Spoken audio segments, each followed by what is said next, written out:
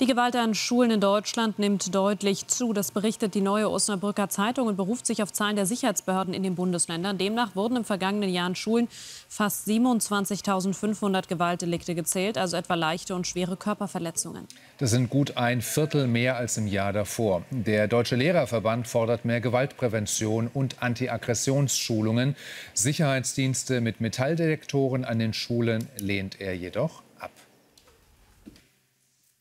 Und bei uns im Studio begrüßen wir den Kolumnisten Hendrik M. Broder. Guten Abend, schön, dass Sie bei uns sind. Guten Abend. Hallo. Guten Abend. Ja, auf einen gewaltfreien Abend. Wir sind aber absolut zuversichtlich. gewaltfrei, Sie hoffentlich auch, aber Sie haben ja nur Ihren Kugelschreiber dabei, sehe ich schon. Da würde man doch gern wieder Schüler sein, oder? Nein. Bei diesen Zuständen. Nein, also ich glaube, niemand möchte wieder Schüler sein. Ich schon gar nicht. Die Schule war grauenhaft. Und ich glaube nicht, dass die Schulen heute besser sind, eher nicht. Aber die Geschichte mit den Schulen schleppt sich schon eine ganze Weile. Ich kann mich erinnern, ungefähr vor 10 Jahren gab es die ersten Bücher dazu.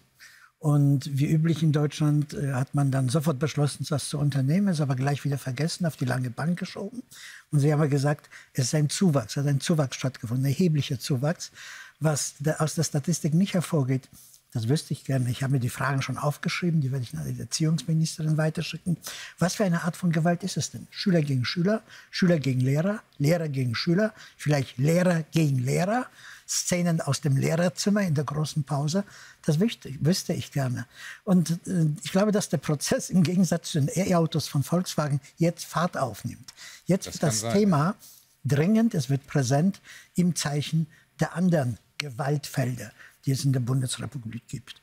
Und ich glaube wirklich, Deutschland wird zu einer Hochrisikozone, weil es ja nicht nur die Gewalt an den Schulen ist. Wir haben ein allgemeines Gewaltpotenzial, würde die Innenministerin sagen. Übrigens, Frau Faeser hat gesagt, totale Sicherheit kann es nicht geben. Das wissen wir schon. Nicht mal, wenn wir ins Flugzeug steigen, kann es eine totale Sicherheit geben.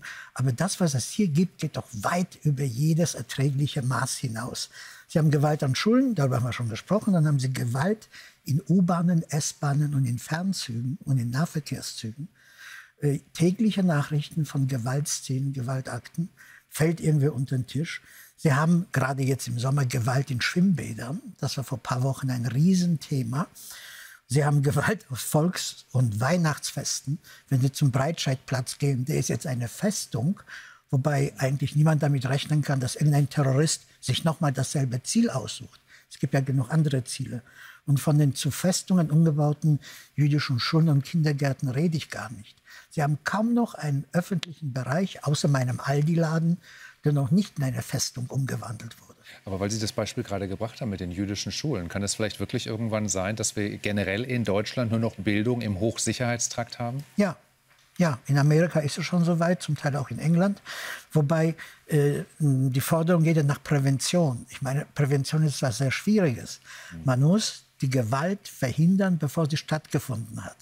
Und das geht nicht nur, dass man einen Generalverdacht ausspricht. Und wie wir ja alle wissen, ist Generalverdacht ein No-Go in Deutschland. Genauso gut wie eine personenbezogene Fahndung. Frau Faeser tut jetzt was. Sie agiert so wie ein Bauer, dem das Schaf in den Brunnen gefallen ist. Und daraufhin besorgt der Bauer eine Abdeckung für den Brunnen. Frau Faeser hat schon angekündigt, es wird anlasslose Kontrollen geben. Ich war neulich in einer, die Beamten waren sehr höflich, aber sie machten ihren Job. Es wird ein Messerverbot geben, nachdem die Diskussion abgeebbt ist, ob es 6 oder 12 Zentimeter lange Messer sein geben. Und es wird eine biometrische Gesichtserkennung geben. Ich fange damit schon mal an, so wie in China, ja, aber dann an jeder Kreuzung. Das heißt, man geht jetzt in Maßnahmen, von deren Wirksamkeit man eigentlich nichts weiß. Und die Frage ist, hat man es früher nicht gemacht? Das ist wie mit der Migration. Nicht? Wir haben jahrelang das Märchen vorgesetzt bekommen, die Migration ist nicht nur gut für die Migranten, sie ist vor allem gut für uns. Die werden uns die Renten erwirtschaften und es kommen die Facharbeiter. Und allmählich stellt sich heraus, dass das alles nicht so funktioniert, wie es unsere Politiker in ihren Tagträumen gerne hätten. Es ist leider so. Damit müssen wir uns abfinden oder auch nicht. Herr Broder, vielen Dank für das Gespräch. Dankeschön. Vielen Dank. Sie haben mich diesmal gar nicht unterbrochen. Nein, wir waren freundlich zu Ihnen. Gewalt-Deeskalationstraining. Gewaltfrei haben wir angekündigt. Ja, Sie machen schon Prävention, ja? Ganz genau. Gut so.